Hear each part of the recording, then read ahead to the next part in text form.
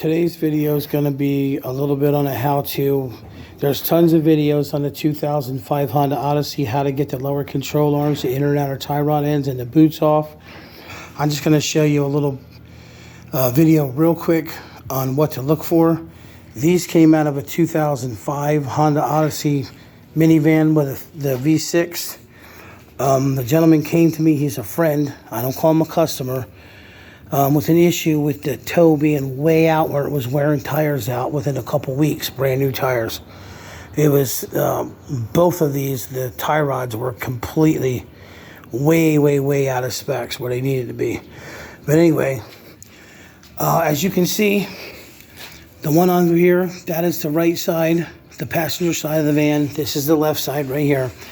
As you're looking at these, when the wheels and tires run, if you see any kind of stress cracks like you would see here, these are the original equipment stuff. They've been on there for over 20 years. If this rubber's bent, cracked, stressed, anything, you see the lightest little bend in it, every time the tire hits a pothole or something in the road, this is what's attached to the body. This is attached to the body. This is what's attached to the knuckle, where your struts are. And as you can see, this one particularly, it does have the grease fittings, but it has not been greased in a very long time. As you see the boot itself where it's torn, that happened when I used the tool to get it off, what they call a ball joint splitter or a pickle fork. These had absolutely no grease in them. They hadn't been greased in years. He's been taking it to Walmart to get oil changes done. And I guess when they call it an oil filter and change, the lube, they don't lube it at all. But anyway, long story short, this is the driver's side. That was the passenger side there. The passenger side was the major problem. The tires were worn down within 3 weeks from the rubber all the way down to the metal. As you're removing these, it's obvious. This you have to use a ball joint splitter for. I believe that's a 19 millimeter or 3/4 inch nut to come off. There's a 19 here and a 19 here. Taking the bolts out, not an issue. This was a little bit of a problem because of where it was located. Closest to where, I guess if you were to turn it around. Yeah, see now I got them backwards here. That's the left side. This is the right side. So if it was positioned like this, on the driver's side of the van, that one over there, to be able to remove that front bolt, there's a cover with a 10 millimeter bolts. It's a plastic cover that goes across some wires. You have to literally take that cover off to get it out. Now, what I'm doing this video for is to tell you, as you're looking at the item like this, when it's on the vehicle, this is not an issue, this is not an issue.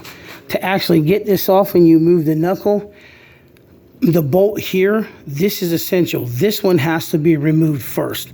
When you're putting it back or removing it, this needs to go in, the bolt first, then this one, then you tighten the ball joint.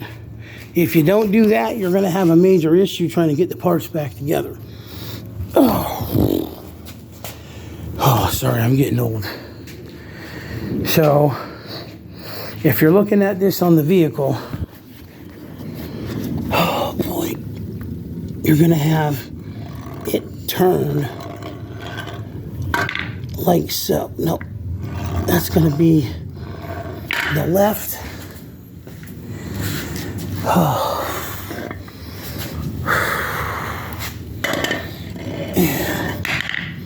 That's going to be the right as they're sitting positioned in.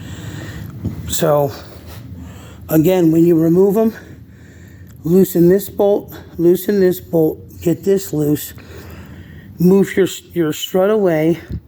Try not to move it too much on the passenger side, because if you do, you're going to take the drive shaft and have an issue with the drive shaft. As you're taking this part out, you want to take this bolt out, push down here, and then remove it from here. Okay, when you put it back in, this part goes back in first. This part goes in. Do this bolt first, then this bolt, and then move your strut assembly around or the knuckle to put this in last with the cotter pin.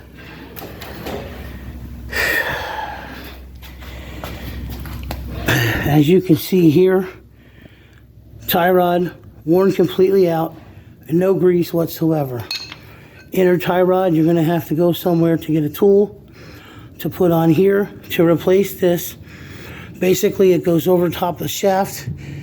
Whichever tool you get, you spin it in a counterclockwise motion, it will come out.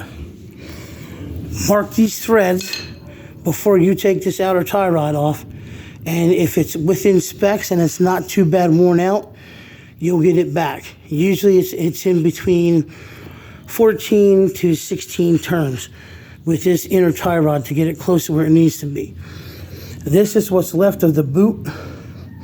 You're going to need a flat screwdriver to pop this off. This is the very inside. Then on the outer clip, you're going to need a pair of regular, oh my Lord, I'm having an issue here. Just a regular pair of needle nose pliers, sorry. This is essential right here. When you take this off to look, this pin, when it comes in, there's two pieces here. When you're lining this part of the inner tie rod in, you need to make sure what's new on these clips. There's a piece here and a piece there. When you put these new inner tie rods back in, make sure that there's two little tabs. Make sure they're all the way in your rack and pinion to put it back in, and you're good to go. There's other videos